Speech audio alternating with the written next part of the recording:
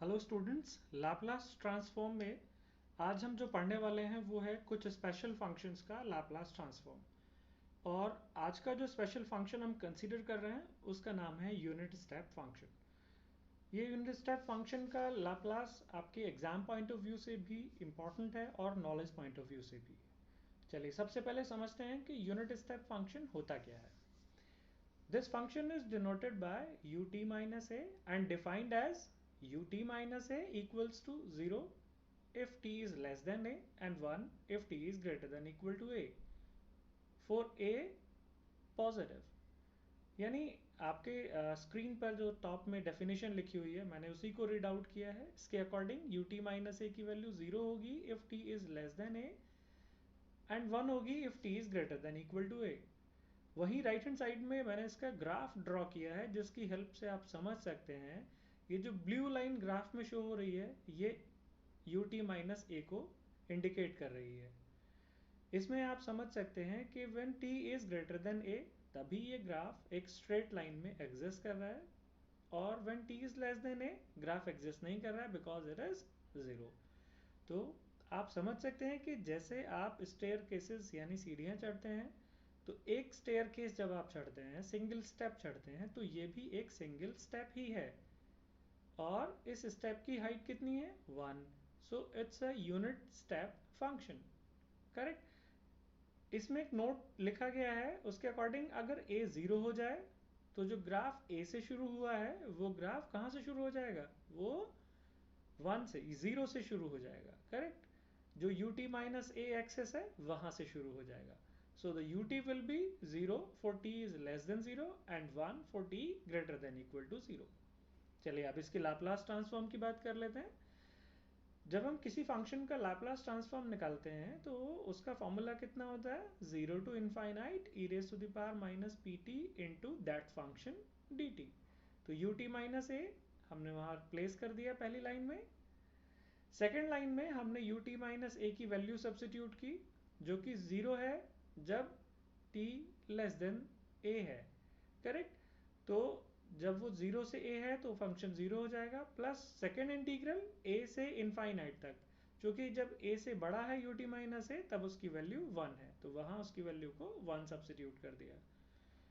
जो इंटीग्रल है उसको सॉल्व किया तो हमें ut माइनस ए का लाप्लास ट्रांसफॉर्म मिला e raise to the power minus a p divided by P.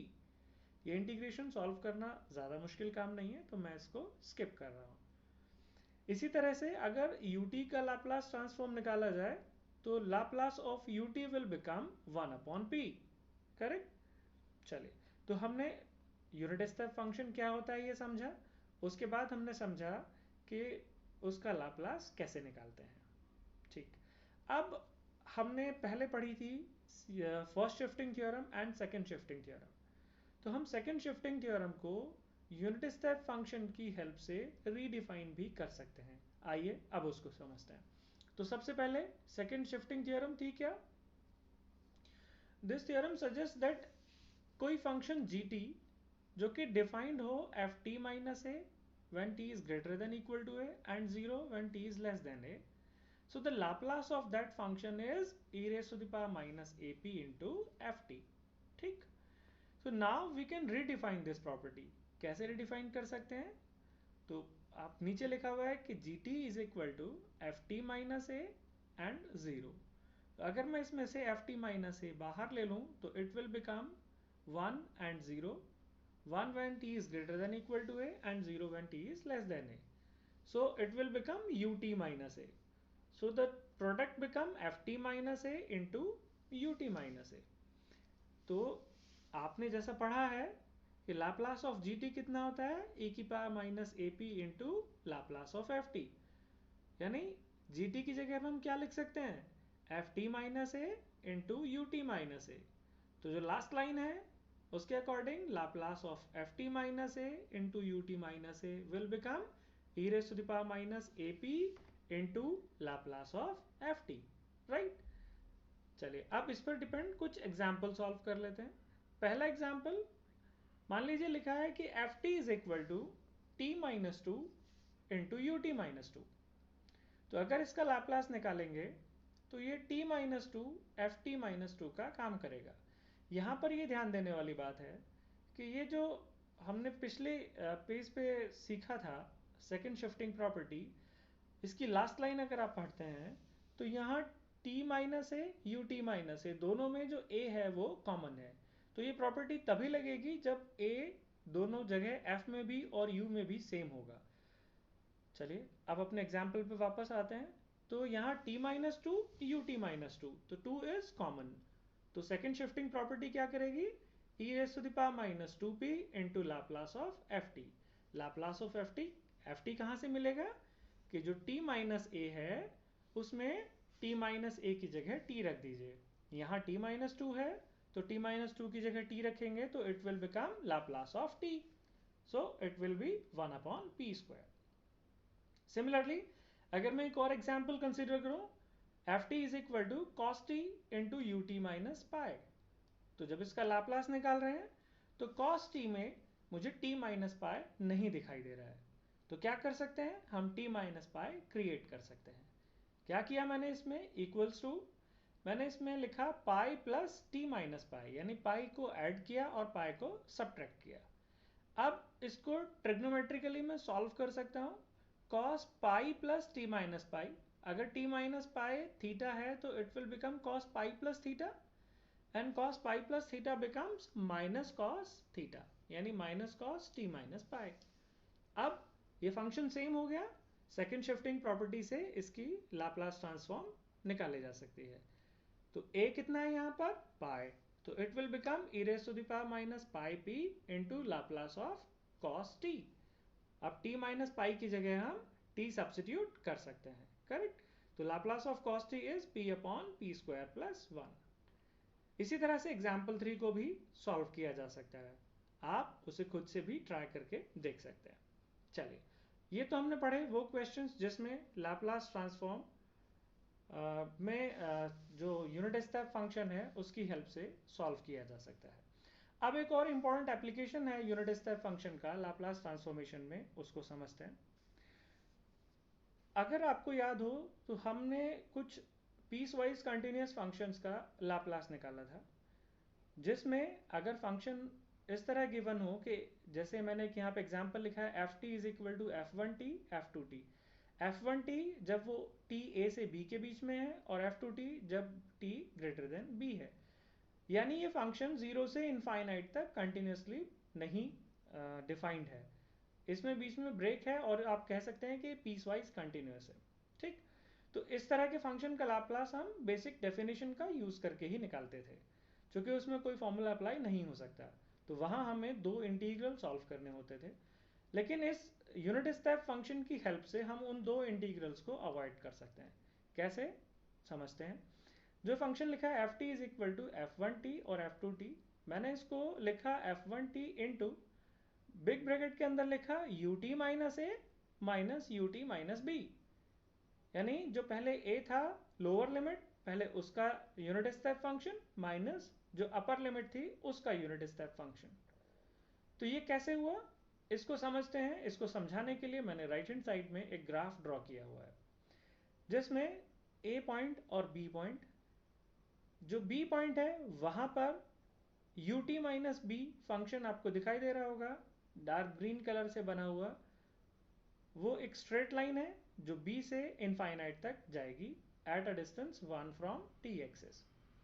Similarly अगर a पॉइंट पर यू टी माइनस ए को ड्रॉ किया जाए तो वो भी एक स्ट्रेट लाइन होगी और वो भी इनफाइनाइट तक कैरी करेगी।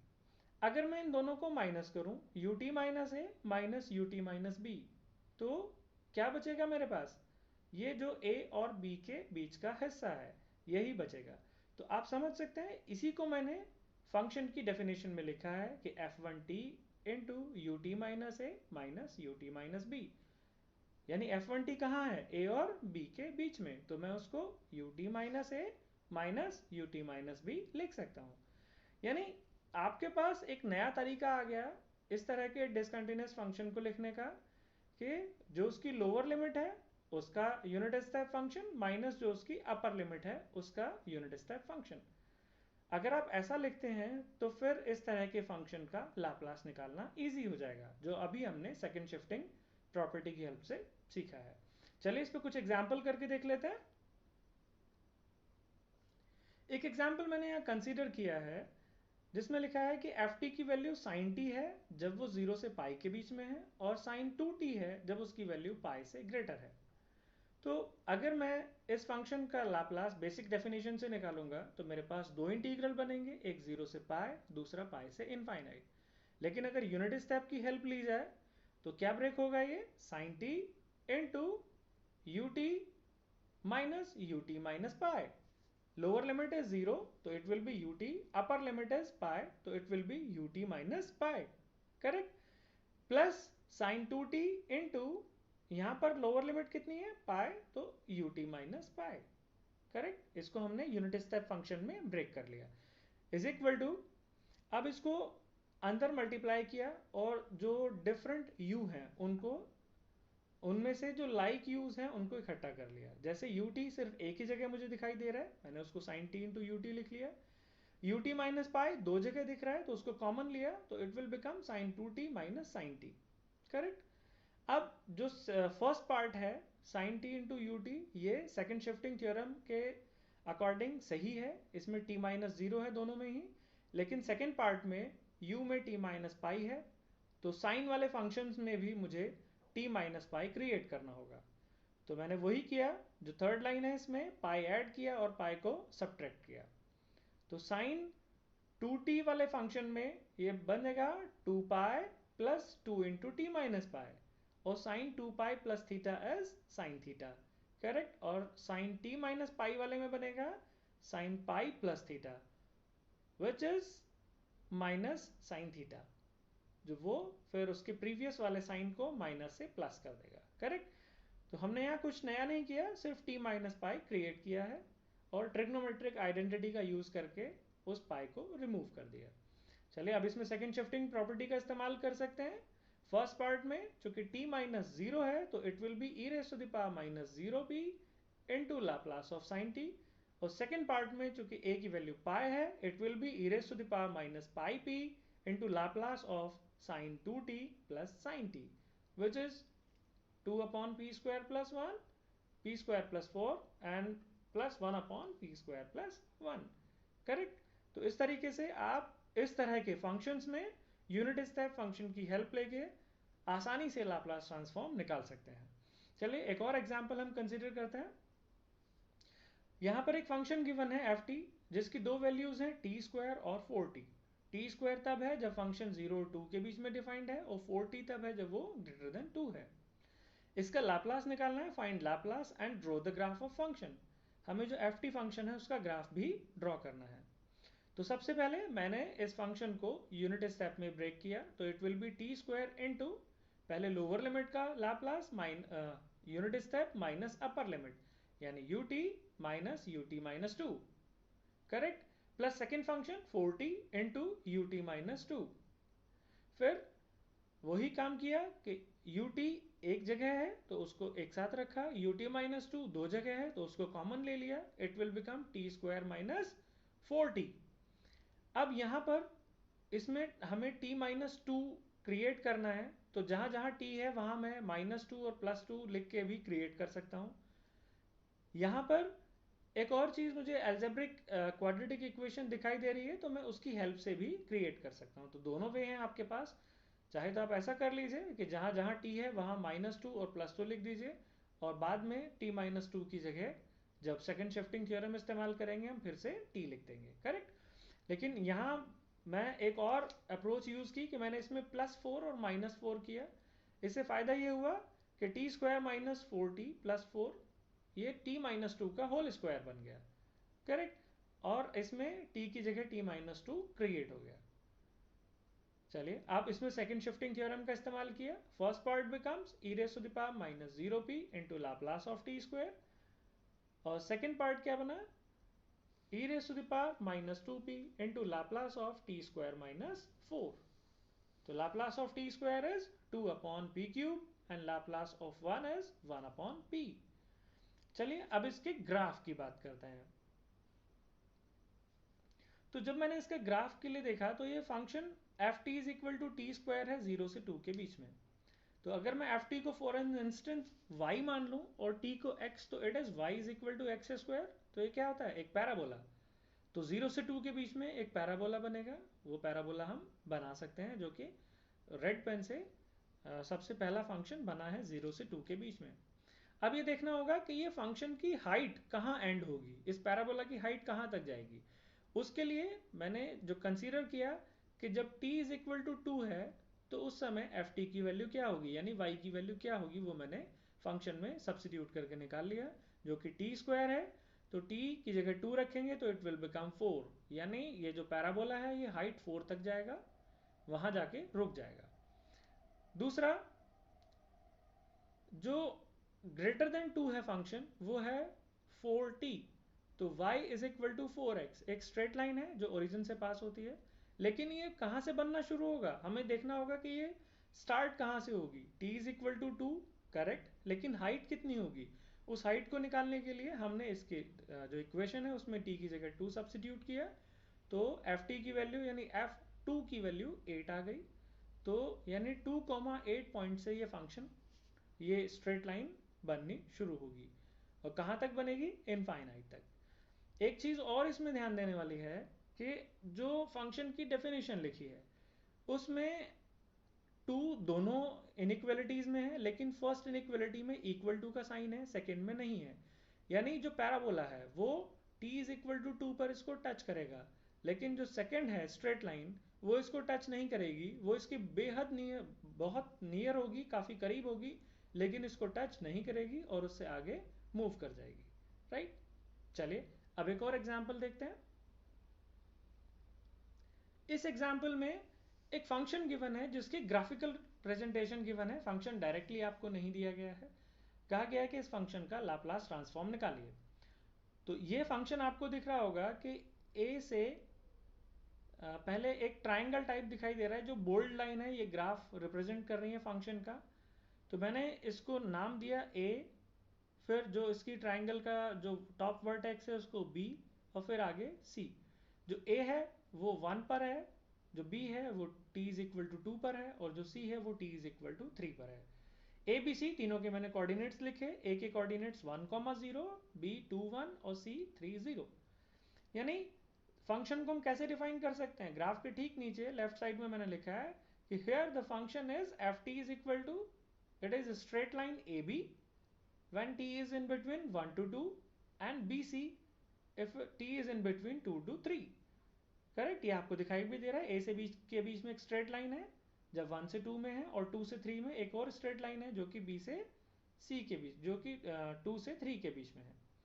ये दोनों स्ट्रेट लाइन 2 पॉइंट से पास होती हैं। तो हमारे पास ज्योमेट्री में इसके लिए इक्वेशन ऑफ लाइन निकालने का फॉर्मूला होता है, जो कि राइट हैंड साइड में एक बॉक्स में मैंने लिखा हुआ है। Equation of a b equals to y minus y one equals to y two minus y one divided by x two minus x one into x minus x one. इसकी help से आप a b की equation और b c की equation दोनों निकाल सकते हैं, जो कि y is equal to x minus one और y is equal to 3 minus x यहाँ पर कैलकुलेट की गई हैं। y is f T and x is t। तो अकॉर्डिंगली मैंने इसको लेफ्ट साइड में फंक्शन में रिप्लेस कर दिया, ए बी की जगह t माइनस वन और बी सी की जगह 3 माइनस टी। अब मेरे पास फंक्शन आ गया, और ये फंक्शन कैसा दिखाई दे रहा है, पीस वाइज कंटिन्यूस। तो इसको हम क्या कर सकते हैं, फिर से यूनिट स्टेप फंक्शन में ब्रेक कर सकते हैं। t minus one into lower limit ut minus one minus upper limit ut minus two. Similarly plus second function 3 minus T into lower limit ut minus two minus upper limit ut minus three. फिर से जो u function है, जो unit step है, उसको जो like function है उनको इकट्ठा कर लिया। पहले ut minus one, ut minus two दो जगह है, कॉमन ले लिया, और ut माइनस थ्री एक ही जगह है। फाइनली हमने इसमें सेकेंड शिफ्टिंग प्रॉपर्टी का इस्तेमाल किया और हमें इस फंक्शन का लाप्लास ट्रांसफॉर्म मिल जाएगा। सो आई होप आपको इन एग्जाम्पल की हेल्प से ये समझ में आया होगा कि यूनिट स्टेप फंक्शन क्या होता है, उसका लाप्लास ट्रांसफॉर्म क्या होता है, कैसे उसकी लाप्लास ट्रांसफॉर्म हम निकाल सकते हैं, उसके बाद सेकंड शिफ्टिंग प्रॉपर्टी को कैसे रिडिफाइन किया जा सकता है in terms of unit step function. फिर उसके एप्लीकेशंस, जो उसके मेन एप्लीकेशन है वो यही है कि अगर कोई फंक्शन डिसकंटिन्यूस आपके पास है, आपने शुरुआत में इस तरह की प्रॉब्लम सॉल्व की हैं, तो उनको आप इंटीग्रेशन बेस्ड बना के नहीं, यूनिट स्टेप की फंक्शन से आसानी से सॉल्व कर सकते हैं। अगर आप इस फंक्शन की हेल्प लेंगे तो वो सारे एग्जाम्पल्स, सारे क्वेश्चंस आसानी से सॉल्व हो जाएंगे, राइट। एक क्वेश्चन मैं आपके लिए छोड़े जा रहा हूँ जिसकी प्रैक्टिस से आप अपने इस टॉपिक को रिवाइज कर सकते हैं। क्वेश्चन नंबर 4 नीचे लिखा है, लैपलास ऑफ एफ टी आपको निकालना है, जहां एफ टी एक ग्राफ की हेल्प से डिफाइन किया गया है। तो एक हिंट भी मैंने इसमें दिया है कि इस एफ टी की वैल्यू क्या आएगी। आप इसको जैसे ऊपर क्वेश्चन में समझाया गया है उसी की हेल्प से निकाल सकते हैं। ये एफ टी दो स्ट्रेट लाइन कंटेन करता है, एक 1 से 2 के बीच में, एक 2 से इनफाइनाइट के बीच में, correct. So I really hope कि आज का लेक्चर आपको समझ में आया होगा। अगर समझ आता है तो प्लीज़ अपने दोस्तों से शेयर कीजिए, लाइक कीजिए और कमेंट करना बिल्कुल मत भूलिए। और अगले लेक्चर तक अपना ख्याल रखिए।